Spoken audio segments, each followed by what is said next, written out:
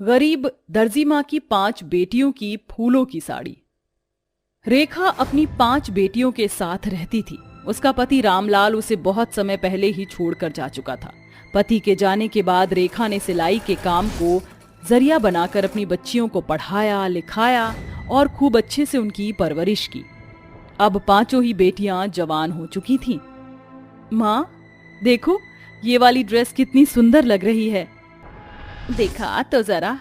मैं इसे मंगा लूं। कितने की है? ज्यादा नहीं, बस 1000।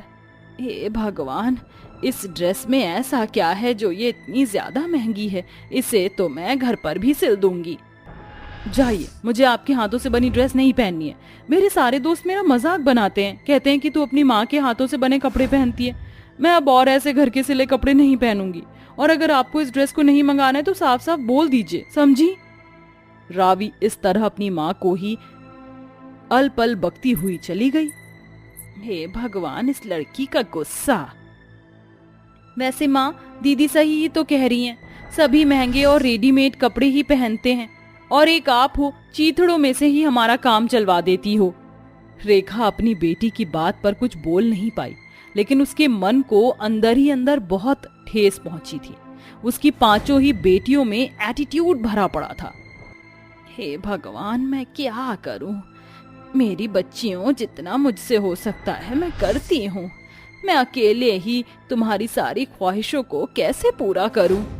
रहने दो माँ, ये ड्रामे और डायलॉग बाजी बंद करो, हमारा दिमाग दुख रहा है। ऐसे ही दिन बीत रहे थे। रेखा की बेटियां अपनी माँ की मेहनत को अपने घमंड के आगे नजरअंदाज कर देती थी। माँ, मेरे कॉलेज की फीस आप कब जमा करोगी? बेटा, बस जब मेरी सिलाई के पैसे मिल जाएंगे मैं जमा कर दूंगी। ओह गॉड, आपके पास कभी भी पैसे क्यों नहीं होते हैं? बेटा, घर की सारी कंडीशन तेरे सामने है, फिर भी तू मुझसे ये सवाल कर रही है। अरे, अब बस करो अपनी ये इमोशनल ब्लैकमेलिंग और हाँ, जल्द से जल्द मेरे कॉलेज की फीस जमा कर दो। वो 5 अपनी माँ के काम में जरा भी मदद नहीं करती थी और मुंह भरकर अपनी माँ को खर्चे पर खर्चा करने को बोलती थी। ऐसे ही दिन बीत रहे थे और एक दिन 5 ही बेटियां अपने कॉलेज से अपनी पसंद के लड़कों से शादी करके घर पहुंची। रेखा अपनी बच्चियों को शादी के जोड़े में देखकर हैरान हो गई। माँ, आज से हमने अपने जीवन साथियों को चुन लिया है और हम आपको छोड़कर अपने ससुराल जा रहे हैं। हमें अपना आशीर्वाद दो। बेटा, तुमने मुझसे बिना पूछे? आपसे पूछकर भी क्या होता? वैसे भी हमारी जिंदगी हमारी पसंद, हम किसी से भी शादी करें इससे आपको कोई फर्क नहीं पड़ना चाहिए। आपको आशीर्वाद देना हो तो दो, वरना हम तो जा रहे हैं। कैसी बात कर रही है? मैं भला तुम्हें आशीर्वाद क्यों नहीं दूंगी? सदा खुश रहो। रेखा बेचारी ने आधे अधूरे मन से अपनी बेटियों को आशीर्वाद देकर विदा कर दिया।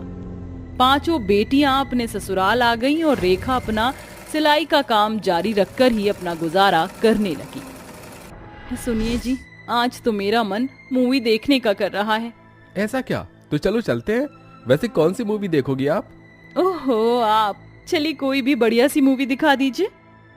5 लड़कियां अपनी जिंदगी में मगन थी। वो ऐसे ही मजे में जिंदगी गुजार रही थी। ऐसे ही चलते चलते 1 साल होने को आया था, लेकिन वक्त के साथ साथ उनके पति का भी उनकी तरफ से ध्यान हटने लगा था। चलिए ना, आज शॉपिंग करने चलते हैं। देखो रानी, मेरे पास ना ही इन सब के लिए पैसे हैं और ना ही समय। तुम हमेशा मुझसे यही बातें मत करती रहा करो। मैं कब यही बातें करती हूँ? हमें कहीं भी साथ गए हुए पूरे 2 महीने होने को आए हैं। अब क्या मैं आपसे कुछ भी कहना ही छोड़ दूं? हाँ, छोड़ दो। तो ठीक है, अब मैं आपको ही छोड़कर जा रही हूँ। आपको मेरी बातों से इतनी ही परेशानी है ना, तो मैं ही आपसे दूर हो जाऊंगी। हाँ, जाओ, तुम्हारा बहुत बड़ा एहसान होगा। रानी के पति ने उसे भगा दिया। वो रोते हुए घर से बाहर आ गई। बाहर उसने देखा कि उसकी 4 बहनें बाहर ही खड़ी हुई थीं। आप सब, तू रो क्यों रही है? अपनी बहन के ऐसा बोलने पर रानी ने रोते हुए उन्हें सारी बात बता दी। मेरा पति भी ऐसा ही करता है। हम 5 बहनों की हालत एक जैसी ही है। चलो बहनों, हम इन्हें छोड़कर कहीं और चलते हैं। हम कहाँ जाएंगे? अपनी माँ के पास जाने की अब मेरे अंदर हिम्मत नहीं है। हमने उनके साथ बहुत बुरा बर्ताव किया था। तो चलो हम कहीं किराए के घर में चलते हैं। पांचों बहनों ने यही किया। वो एक किराए के घर में जाकर रहने लगी और अपने गुजारे के लिए दूसरों के घरों में जाकर काम करना शुरू किया। वो पांचों खूब मेहनत करके अपना गुजारा कर रही थी। अब उन्हें अपनी माँ की अहमियत और मेहनत भी समझ आ रही थी। एक दिन रीमा काम करके घर लौट रही थी कि तभी उसे रास्ते में एक एडवर्टाइजमेंट पेपर पड़ा हुआ दिखाई दिया। ये क्या है? दीदी को दिखाती हूँ। रीमा ने वो पेपर अपनी बहनों को दिखाया। वो एक ड्रेस डिजाइनिंग कॉन्टेस्ट का पेपर था। लिखा है जो भी सबसे अच्छी और यूनिक ड्रेस पहनेगा उसे मिलेगा 2 लाख रुपए का इनाम। पांचों बहनों ने उस कॉन्टेस्ट में हिस्सा लेने का फैसला किया, लेकिन उन्हें ड्रेस बनानी नहीं आती थी। इसीलिए वो अपनी माँ के घर गईं और दरवाजे पर दस्तक दी। कौन है? रेखा दरवाजा खोलते ही हैरान हो गई। अपनी माँ को देखते ही पांचों बेटियों की नजरें झुक गईं और वो पांचों ही रोने लगी। माँ, हम घर आ गए। अपनी रास्ता भटकी हुई बेटियों को माफ कर दो। उसकी बेटियां कुछ बोल नहीं पा रही थी। रावी के इन शब्दों ने रेखा को पिघला दिया और उसने उन्हें गले से लगा लिया। मेरी बेटियों, मैं तुमसे नाराज नहीं हूँ। आओ, अंदर आओ।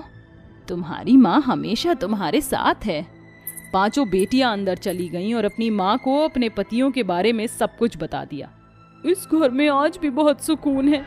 माँ, हम आपकी एक मदद चाहते हैं। क्या आप हमारे लिए कोई अच्छी सी ड्रेस डिजाइन करोगी? उन्होंने रेखा को सब कुछ बताया। रेखा उनकी बात से राजी हो गई। तुम बेफिक्र रहो, अगर भगवान ने चाहा तो ये कॉन्टेस्ट हम ही जीतेंगे। रेखा की बेटियों ने कॉन्टेस्ट में पार्टिसिपेट कर लिया। रेखा ने कॉन्टेस्ट के लिए सुंदर और सस्ती साड़ी तैयार की। उसने उस साड़ी को बिना पैसा लगाए सिर्फ फूलों से सजाया। उसमें गुलाब से लेकर सूरजमुखी हर फूल का डिजाइन था। वाह, ये तो चलता फिरता बगीचा है। माँ, हमारी मॉडल रीमा होगी। बहनों ने रीमा को साड़ी पहना दी और वो उसे पहनकर रैंप पर चली। सभी की नजरें बस उनकी फूलों वाली साड़ी पर ही थी। सभी को वो कुछ अलग सी चीज लगी और रेखा की बेटियां उस कॉन्टेस्ट को जीत गईं। सारी इनामी राशि बहनों ने आपस में बांट ली और उन्होंने रेखा को भी उसमें से पैसे दिए। माँ, इस पैसे पर आपका सबसे ज्यादा हक है। ये हमारी तरफ से आपके लिए। और हाँ, प्लीज मना मत करना। मेरे पास भी तुम्हारे लिए कुछ है। सुनो बेटा, बाहर आ जाओ। रेखा ने अपने दामादों को बाहर बुलाया। पांचों लड़कियां उन्हें देख चौंक गई। क्यों आए हो अब आप यहाँ? तुम्हारे जाने के बाद जानती हो, मेरी रातों की नींद भी चली गई। रावी, प्लीज मुझसे नाराज मत रहो। हम तुम्हारे बिना नहीं रह सकते। प्लीज मान जाओ, हमें एक और मौका दो ना। पांचों बहनों ने अपनी माँ की तरफ देखा। रेखा ने आंखों ही आंखों में अपनी बेटियों को समझा दिया। ठीक है, हम वापस चलने को तैयार हैं। पांचों लड़कियां अपने पतियों के साथ लौट आईं। इनामी राशि से उन पांचों ने ही नया कारोबार शुरू कर लिया और रेखा भी अपनी कला से बहुत ज्यादा फेमस हो चुकी थी। उसकी बेटियों के पास भी मॉडलिंग के ऑफर आते रहते थे और अब सब कुछ ठीक हो चुका था। तनु और ज्योति दोनों ही बहनें थी। दोनों बहनें एक दूसरे से बहुत ज्यादा प्यार करती थी। ज्योति, ज्योति, मुझे आपसे बात नहीं करनी है। अब गुस्सा थूक भी दे। आपने मेरी रखी हुई चॉकलेट क्यों खाई? अच्छा बाबा, मैं नहीं जानती थी कि वो तेरी है। अब देख भी ले, मैंने तेरे लिए क्या बनाया है। अच्छा ठीक है, मत देख। अब ये स्वादिष्ट पास्ता मैं अकेले ही खाऊंगी। पास्ता का नाम सुनते ही ज्योति ने तनु के हाथों से प्लेट छीन ली। आहा, चलिए, मैंने आपको माफ किया। अब ये पास्ता मेरा है। दोनों बहनें हंसने लगी। वो दोनों इसी तरह से खुशी खुशी मिलजुल कर रहती थी। देखते ही देखते ऐसे ही दिन बीत गए और दोनों ही बहनों की एक ही परिवार में शादी हो गई। साधारण से परिवार की लड़कियां अचानक ही महल जैसे घर की बहुएं बन गई। उनके सास ससुर जिंदा नहीं थे। ज्योति, मैं ऑफिस जा रहा हूँ। अरे अरे, नाश्ता तो करते जाइए। नाश्ता? नाश्ता। क्यों, इतना चौंक क्यों रहे हैं? नहीं, कुछ नहीं। वो तुम्हारे इस घर में आने से ऐसा लगा है जैसे ये घर घर हो, वरना हमेशा काम, बाहर का खाना पीना। हम तो जिंदगी को भूल ही गए थे। घर में उजाला औरत की रोशनी से ही होता है। अब आप ज्यादा इमोशनल मत होइए। टाइम ज्यादा हो रहा है, जल्दी से रेडी हो जाइए। हाँ हाँ। विकास और आशीष नाश्ता करके अपने ऑफिस चले गए। दोनों भाई जी जान से मेहनत करते थे। दीदी आप बर्तन साफ कर देना, तब तक मैं सफाई कर देती हूँ। ठीक है, और फिर हम दोनों मिलकर खाना बना लेंगे। ऐसे ही दिन बीत रहे थे। दोनों बहनें आपस में शादी के बाद भी बड़े ही प्यार से रहती थी कि एक दिन ऑफिस में आशीष का दोस्त उसके पास आया। आओ वरुण मेरे भाई, बड़े दिनों बाद आना हुआ। हाँ, समय नहीं मिल रहा था, लेकिन एक बहुत ही जरूरी बात बताने के लिए मैं किसी तरह समय निकाल कर आया। कौन सी बात? मेरे भाई, तेरी नाक के नीचे तेरा भाई इतने बड़े बड़े घपले कर रहा है और तुझे कोई होश ही नहीं है। घपले? आशीष का दोस्त वरुण चालाक था। वो आशीष के चलते हुए काम को तोड़ना चाहता था, इसीलिए उसने सबसे पहले दोनों भाइयों के बीच फूट पैदा की। देख आशीष, पिछले महीने की ट्रांजैक्शन है, इनमें तेरे अकाउंट में सिर्फ 7 लाख आए हैं और तेरा भाई अकेले ही 21 लाख का मालिक बन गया। वरुण ने चालबाजी से नकली कागज आशीष को दिखाए। सारे प्रूफ देखकर आशीष का सर चकरा गया। ये कैसे हो सकता है? और मेरी कंपनी के अकाउंट्स तुम्हारे पास कैसे आए? बस भगवान को इन्हें मुझ तक पहुंचाकर विकास की पोल खोलनी थी। मेरी मान, आशीष तो इस धोखेबाज को कंपनी से बाहर कर दे और एक नई डील मेरे साथ शुरू कर। सच में तुझे बहुत मुनाफा होगा। वरुण ने आशीष को भड़का दिया। आशीष अब पूरी तरह अपने भाई से नफरत करने लगा। भैया आपको क्या हुआ है? धोखेबाज, निकल जा मेरे घर से। भगवान के लिए आशीष जी, हुआ क्या है?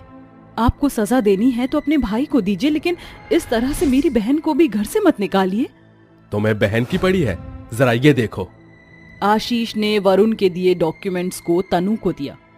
इतना बड़ा धोखा? मैं इसे भाई समझता था, लेकिन ये सब झूठ है भैया, ये वरुण की साजिश है। दीदी आप तो मेरे पति की बात पर यकीन करो। ज्योति, आज से ना मैं तेरी दीदी और ना तू मेरी बहन।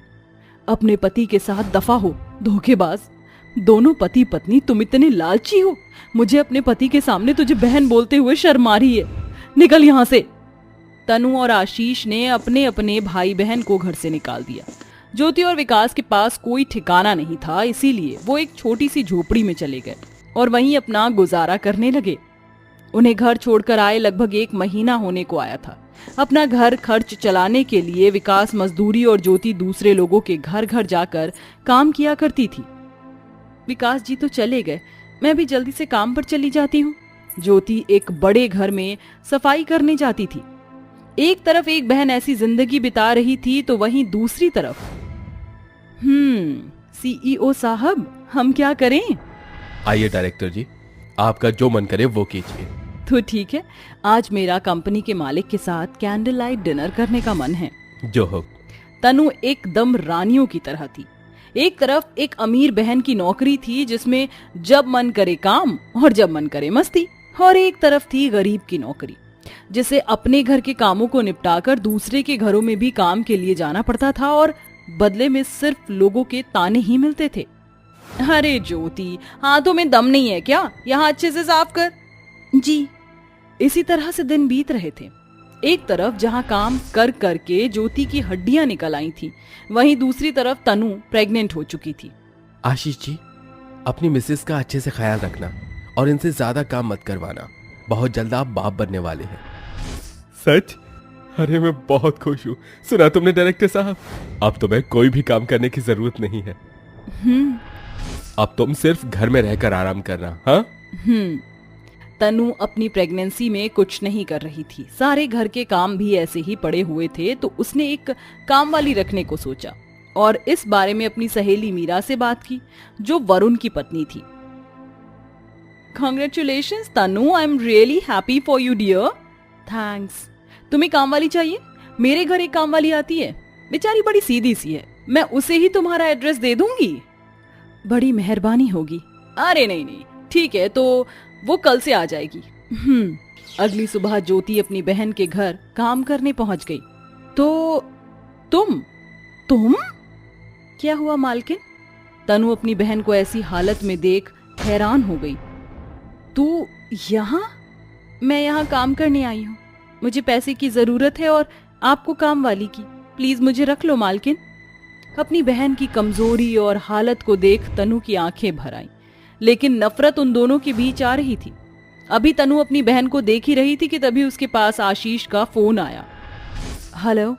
मुझसे बहुत बड़ी गलती हो गई तनु, बहुत बड़ी गलती। वरुण ने मेरे साथ धोखा किया। वो मेरी कंपनी को हड़पना चाहता था। उसने मेरे भाई के खिलाफ मुझे भड़काया और मैं उसकी इस चाल को समझ नहीं पाया। आशीष ने फोन पर ही तनु को सारी बातें बता दी। अपने पति की बातें सुन तनु को रोना आ गया और उसने फोन काट कर अपनी बहन को गले लगा लिया। मुझे माफ कर दे ज्योति, मैंने तेरी बात पर यकीन नहीं किया। दीदी, एक बाहर वाले ने झूठ की तलवार से दो भाई बहनों में कितनी दूरियां पैदा कर दी। हाँ, लेकिन अब ये दूरी नहीं रहेगी। मैं तुझे कहीं नहीं जाने दूंगी। तनु ने आशीष को घर बुलाया और वो विकास को भी अपने साथ लेकर पहुंचा। विकास और आशीष जी, मुझे माफ कर दो मेरे भाभी, मेरे भाई। वरुण ने मेरी कंपनी से पैसा हड़पने के लिए तुझे रास्ते से हटाया था। उसने मेरा पूरे 50 लाख का नुकसान किया है। वो तो अच्छा है कि मुझे पहले ही उसकी चाल पता चल गई, वरना वो मुझे दिवालिया कर देता। और मैंने एक दुश्मन की बातों में आकर तुझ पर शक किया। अब तो आपको सच पता चल गया ना? हाँ, और अब हम आपको कहीं जाने नहीं देंगे।